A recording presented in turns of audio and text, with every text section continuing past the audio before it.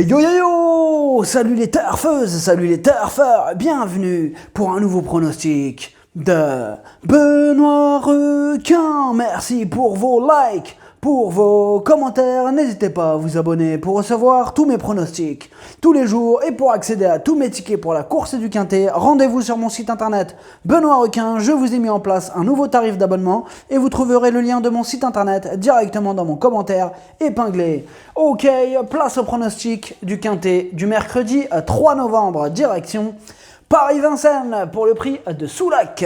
3 attelés, 2700 mètres, 16 partants, réunion 1, course 1, indice de confiance, 3 sur 5.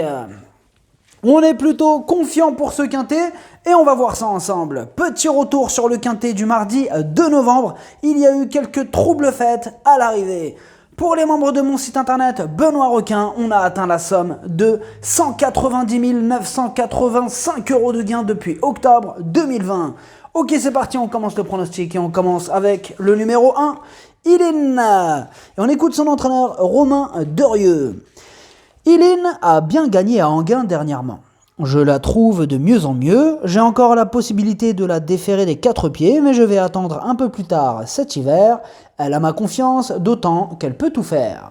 Alors ce que j'en pense d'Ilin, elle est dans son jardin à Vincennes, elle reste sur une rentrée victorieuse, elle va en faire souffrir plus d'un sur sa route.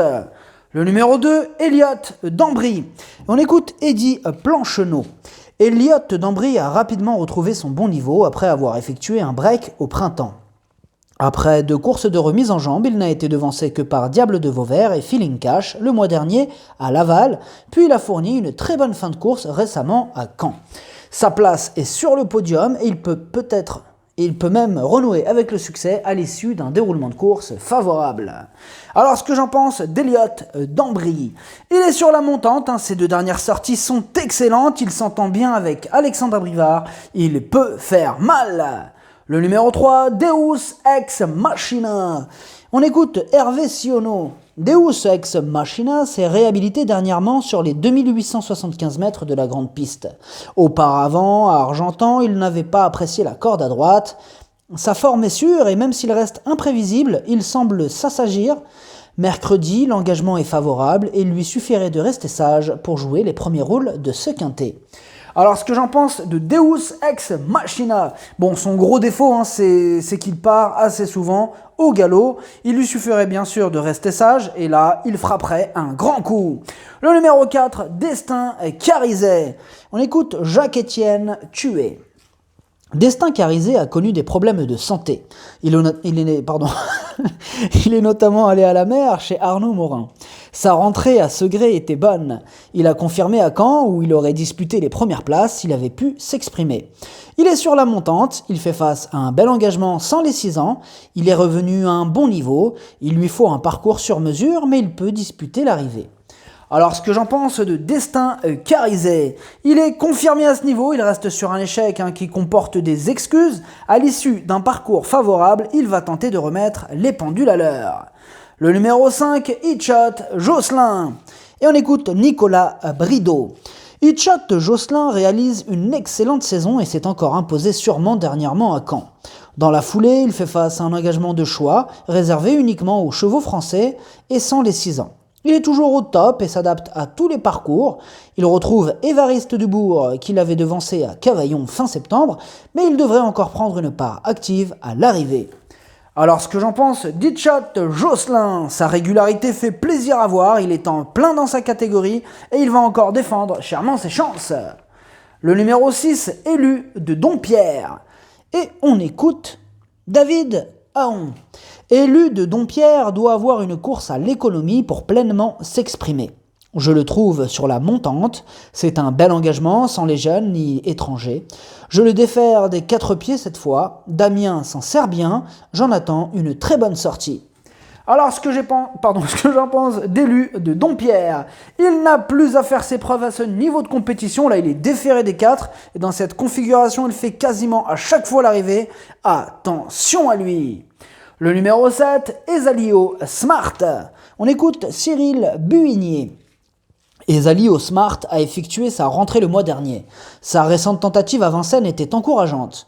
Il n'a pu s'exprimer alors qu'il possédait des ressources. Mercredi encore, je vais demander à son driver d'être patient. Il sera plus compétitif dans 3 semaines. Alors, ce que j'en pense des Zali Smart, il reste sur 2 échecs consécutifs. Bon, il monte en condition, mais sera de nouveau ferré. Et dans ces conditions, il aura du mal à rivaliser. Le numéro 8, Diego Sotton. On écoute Jean-Étienne Abrivard. Diego Sotton avait été très longtemps arrêté suite à des problèmes de jambes. Après une rentrée discrète, il avait couru en progrès à Segré. Dernièrement, à Caen, il était déféré des 4 pieds et a très bien couru. Mercredi, le rythme sera plus élevé et sa tâche s'annonce compliquée, d'autant qu'il gardera ses fers. Il sera plus à son affaire. Il sera plus à son affaire la semaine suivante dans le prix Medusa.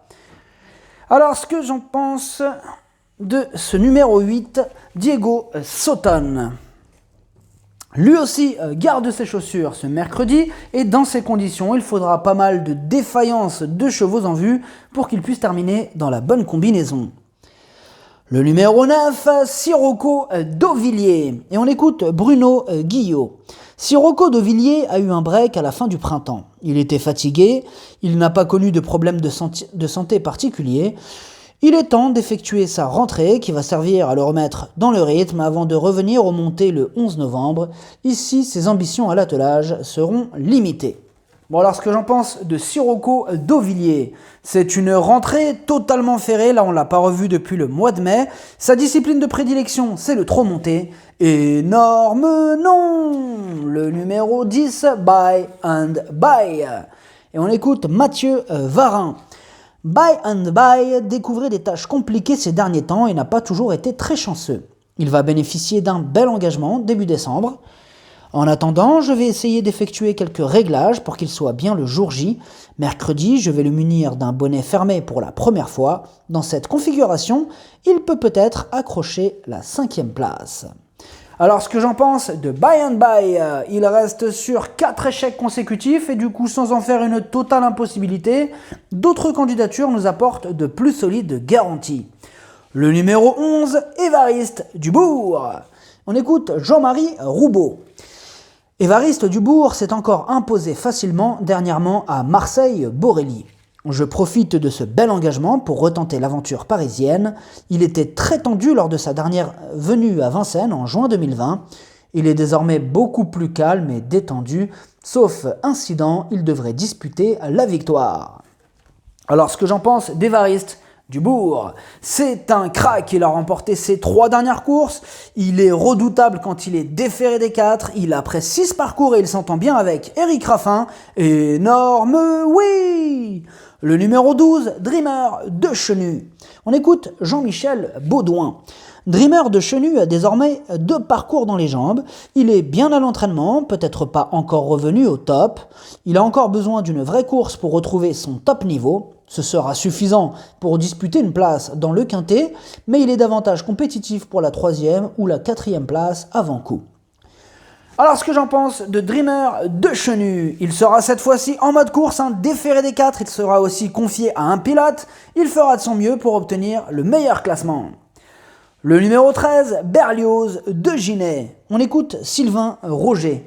Berlioz de Ginet a connu des problèmes de santé. Il dispute son dernier hiver. L'objectif est de le mettre aux montées et gagner une course. À l'attelage, il n'a jamais brillé, il peut être éliminé sans risque, il ne travaille pas fort à la maison, aussi il lui faut courir, il disputera encore une course après celle-ci avant de revenir aux montées. Alors, ce que j'en pense de Berlioz de Ginet, il a été transparent le jour de sa rentrée, là il restera ferré. Cette sortie a surtout pour but en fait de peaufiner sa condition en vue d'engagement sous la selle, je le raye. Le numéro 14, Dénicheur du Vif, et on écoute Aymeric Thomas. Dénicheur du Vif a travaillé correctement. Ici, l'engagement est favorable. Pour autant, il ne dispose que d'une chance pour une petite place. Je le défère des antérieurs, il le sera des 4 pieds pour un prochain de 1100 mètres.